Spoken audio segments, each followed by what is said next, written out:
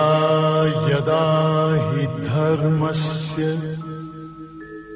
ग्लानिर्भवति भारत अभ्युत्थानम् अधर्मस्य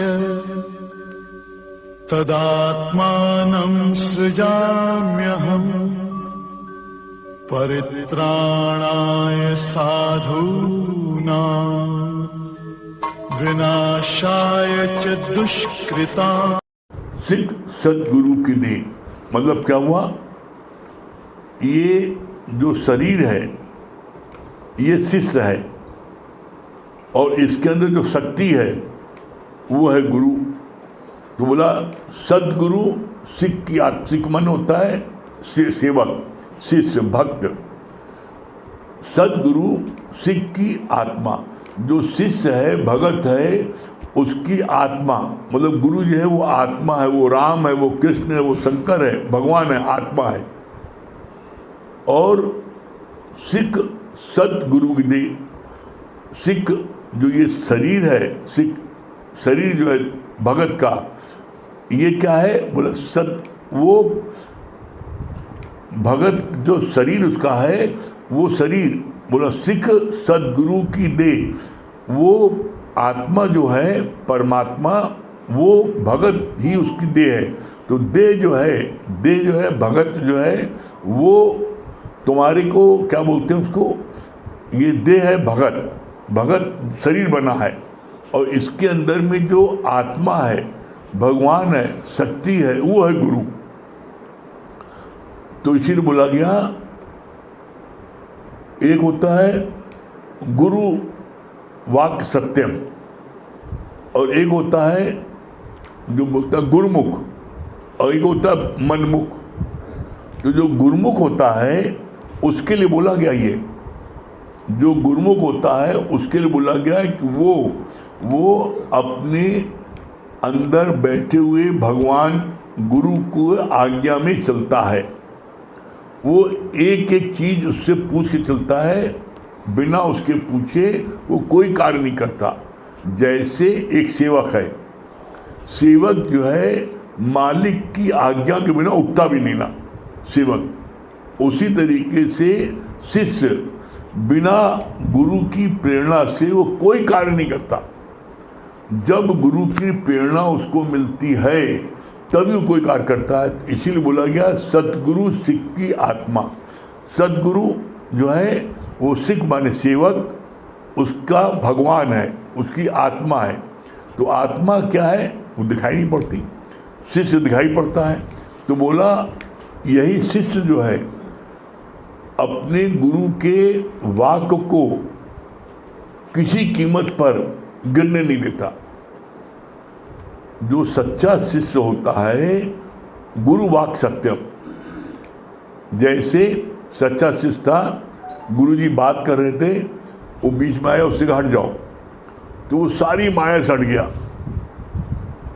और अपने स्वरूप में स्थित हो गया। उसका अंत काल आया तो उसने कहा हमारे गुरु को बुलाओ। बुलाया गया, बोला गुरुजी आपने बड़ी कृपा की, कम हम तो जानते नहीं इसको। कहने गुरुजी हम उस दिन आए थे आपके पास में, आपने कहा हट जाओ, तो मैं सारे विकारों से हट गया, सारी माया से हट गया और मैं अपनी जो है आपकी वाणी सुनता और मैं आपके उसमें मैं ध्यान में रहता। आज मैं अपने स्वरूप में हूँ। तो उसको नंबर 1 के शिष्य, कैसे जो असली शिष्य होता है वो अपने गुरु के किसी बॉल को मिस नहीं होने देता, कैचेस विन द मैचेस। जो गुरु के मुख से निकल गया वो उसको करके रहेगा। कैसे, इसका हम लोगों को याद आ रहा है बहुत अच्छा। जैसे होता है बैडमिंटन गेम होता है, तो बैडमिंटन गेम में शटल कॉक जो अच्छा खिलाड़ी होता है अपने कोर्ट में गिरने नहीं देता, चाहे उसके लिए उसको कितनी मेहनत करनी पड़े और चाहे कितना उसको जो है उसको कुछ भी करना पड़े। यहाँ तक कि हम लोगों ने देखा जैसे घोड़े के फिर निकल आता मुंह से, ऐसे फिर निकला, गिर गए स्टेशन पर लग के गए, लेकिन शटल कॉक नहीं छोड़ी। जो नहीं छोड़ता वो चैंपियन हो जाता है। खेलने में रहता, कुछ हो जाए, इस पार उस पार, वो कभी डरता नहीं। सच्चा शिष्य कभी डरता नहीं। और जो मनमुख होता है वो जो है वो अपने मन के अनुसार चलता है, जिसके कारण से वो कहीं न कहीं रास्ते में डूब जाता है। इसीलिए बोला जाता है मन मति डुबोए और गुरुमति तारे। गुरुमति तारे, मनमति डुबोए। जो गुरु के मत से चलते हैं वो तर जाते हैं, बहुत से पार हो जाते हैं, मंजिल प्राप्त कर लेते हैं। और जो मन मति, जो अपने मन की मति से चलते हैं, वो शुरू में तो उनको ऐसा लगता है हम बहुत फास्ट चल रहे हैं, लेकिन आगे जा कर के उनका रास्ता ब्लॉक हो जाता है। क्यों? क्योंकि उनको रास्ता नहीं मिल पाता, क्योंकि वो युक्ति नहीं जानते। युक्ति गुरु जानता है, और गुरु मंजिल तक पहुंचा है तो वो अपने शिष्य को अपने रास्ते से उसको लेता हुआ मंजिल तक पहुंचा देता है। इसीलिए बोला गया है यहाँ पर कि राजा महाराजाओं लोग, राजा जनक इतने बड़े राजा थे, उनको ज्ञान लगा। ज्ञान कब लगा? जब वो गुरु की शरण में आए और जब उन्होंने अपना तन मन धन गुरु को दे दिया। फिजिकली नहीं दिया, मन से दिया। बस बोला तन मन धन दे दो, ज्ञान हो जाएगा, मुक्ति हो जाएगी, वैराग हो जाएगा। कर दे दिया हमने।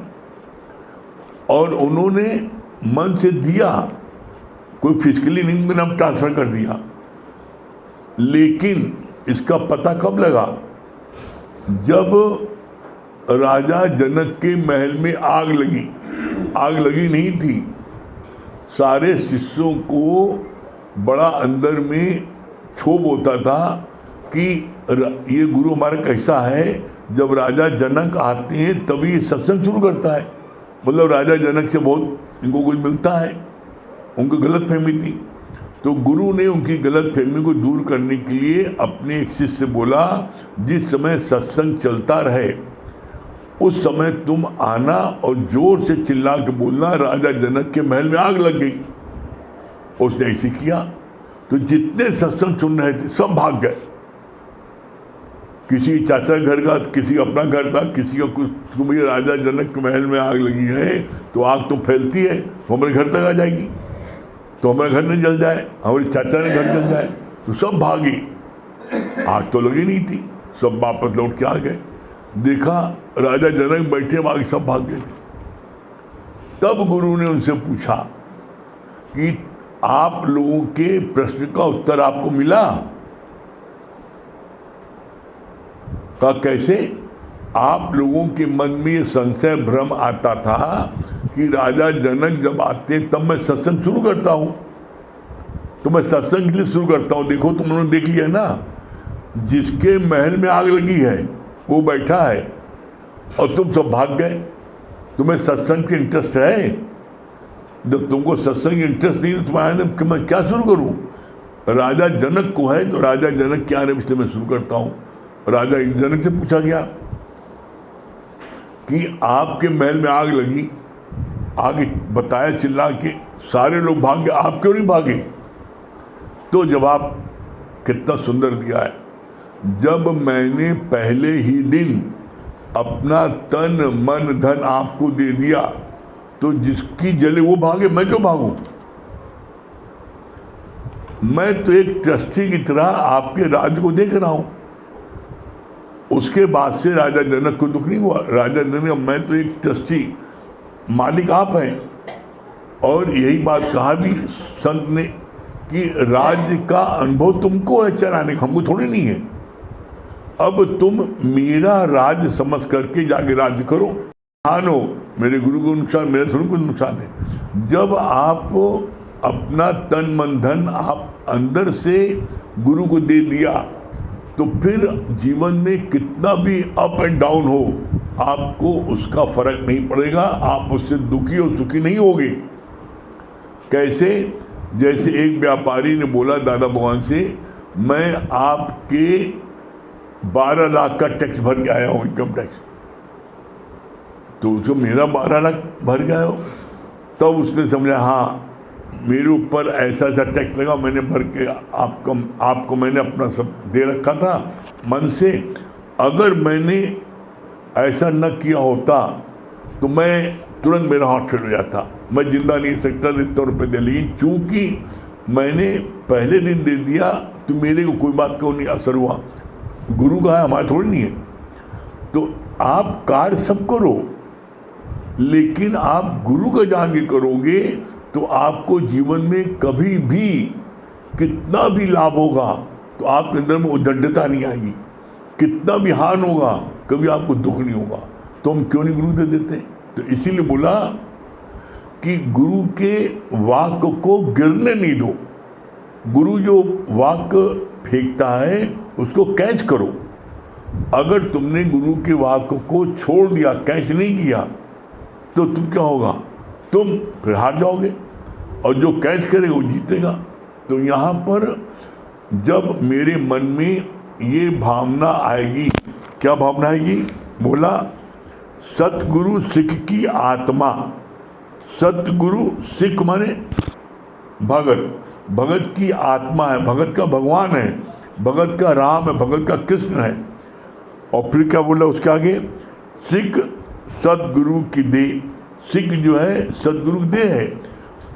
जब वो देह को जानता है कि ये देह जो है ये जो शिष्य है उसकी है, तो वो देह कभी भी गलत कार्य नहीं करेगी। जो गुरु की आज्ञा में रहेगा, जो गुरु के वाक्यों को सत्यम करेगा, तो क्या फिर उसके मन में किसी प्रकार की कोई भावना आएगी? गुरु क्या बोलता है? गुरु जी क्या बोलते हैं? गुरु जी बोलते हैं जो तू है सो मैं हूँ, और जो मैं हूँ सो तू है, मोहि तो भेद कैसा? जब मेरे तुम्हारे में भेद नहीं है, और इधर भी मैं हूँ उधर भी मैं हूँ। एक कृष्ण बैठ करके ज्ञान देता है और बाकी कृष्ण जो है वो उसको सुनते हैं, तो फर्क कहाँ है? और इसका प्रमाण है गीता के 11वें अध्याय के पढ़ ले जा करके, उसमें इस पर शब्दों में लिखा है, चींटी से लेके हाथी तक, राई से लेके पहाड़ तक, जड़ चेतन सब मैं ही बना हूं। तो दूसरा आया कहां से? दूसरा आता है कब? जब हम द्वैत देखते हैं। दूसरा तब, और द्वैत देखते कब है? फिर इसके पीछे कड़ी है, हम द्वैत देखते तब है जब मेरे मन में कोई चाहना उत्पन्न होती है। मेरे मन में कोई चाहना उत्पन्न होती है। कैसी चाहना उत्पन्न होती है? मेरा बेटा इसके लिए जो है कुछ पैसा कमा दे, अब चाह तो उत्पन्न हुई ना। मेरी बेटी इसकी शादी अच्छे से कर दे। तो जब कोई चाहना उत्पन्न हुई तब आप जो है कभी माँ बन गए, कभी पापा बन गए, कभी भाई बन गए, कभी चाचा बन गए, कभी कुछ बन गए। कोई न कोई चाहत आपको कुछ बना देती है। और गुरु जी क्या बोलते हैं? बनना ही अज्ञान।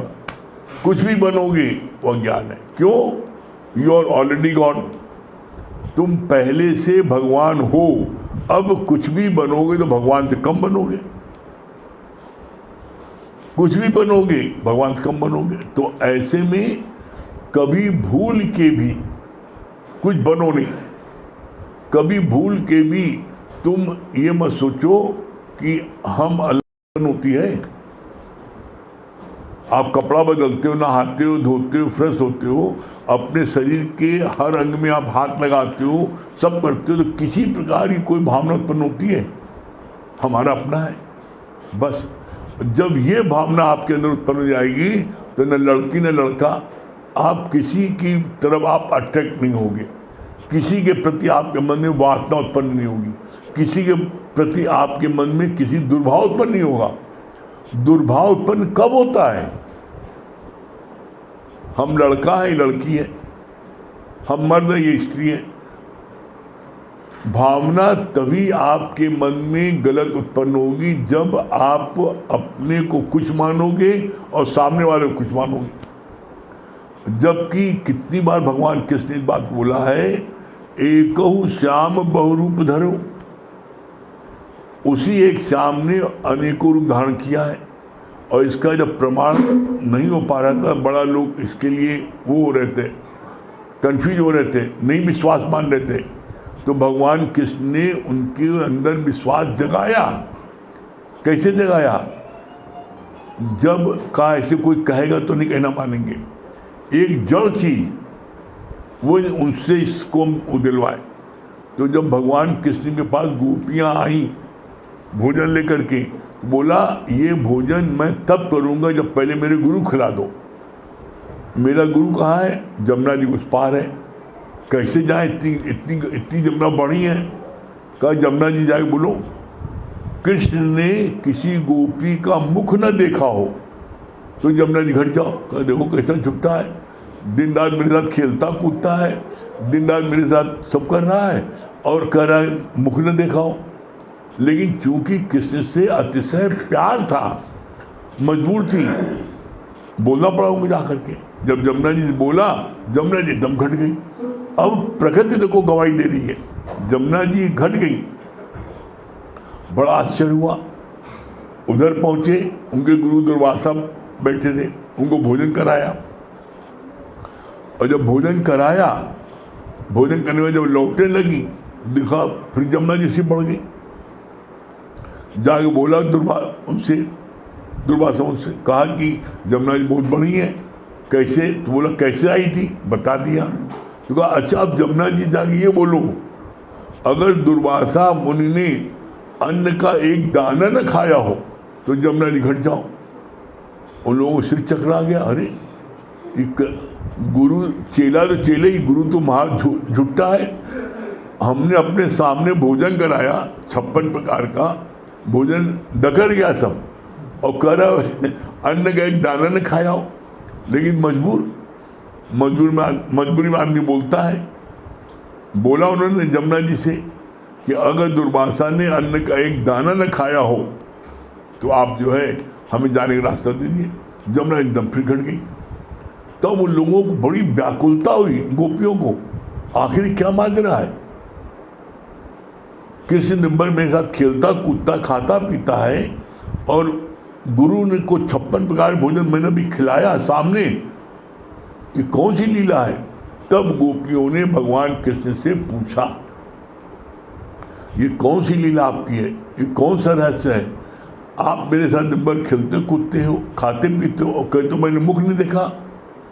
तो कहा हाँ सही है, मैं अपना आप सब में देखता हूँ, मैं अपना आप सब में देखता हूँ, मैं किसी में नहीं देखता ये गोपी है कौन, मैं अपना आप देखता हूँ। चलिए अच्छा मान लिया, आपका गुरु तो मेरे सामने खाना खाया 56 प्रकार का और कह रहा अन्न का एक दाना नहीं खाया हो, ये कैसे हो सकता है? तब कितना सुंदर जवाब दिया। बोला कि